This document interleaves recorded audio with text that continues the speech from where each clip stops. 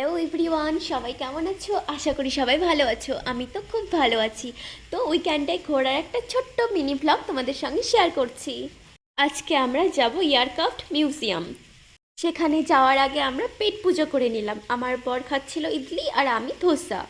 খাওয়া দাওয়াটা তো বেশ ভালোই হলো, খুব টেস্টি ছিল খাবারটা, ভীষণ ভালো লাগলো এখানকার খাবার। তো এখন আমরা সোজা টিকিট কাউন্টারে টিকিট কাটছে আমার বর, তারপর ঢুকে গেলাম ভেতরে। উনি বলছিলেন ভেতরে কোনো ফটো ভিডিও অ্যালাউ নেই।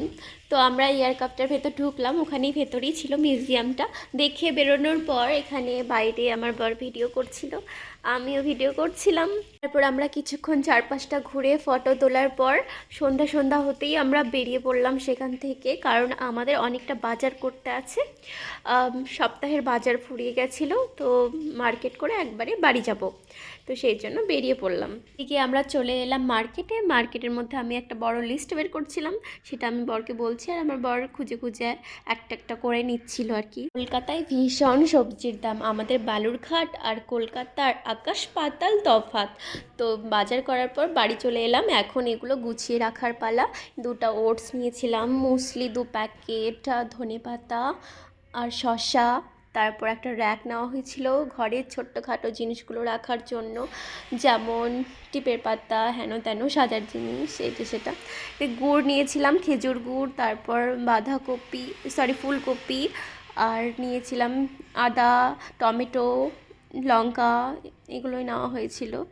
এগুলো আবার প্যাকেটের মধ্যে ভরায় রাখছি, কারণ ফ্রিজে এভাবে রাখলে পরে সবজিগুলো নষ্ট হয় না তাড়াতাড়ি, সেই জন্য। এদিকে একটা ঘর পরিষ্কার করা, একটা বাসন পরিষ্কার করা, একটা বাথরুম পরিষ্কার করা, এটা একটা কম্বো ছিল, সেটা না হয়েছিল। 2টা ম্যাগির প্যাকেট আর 5টা বিস্কিটের প্যাকেট।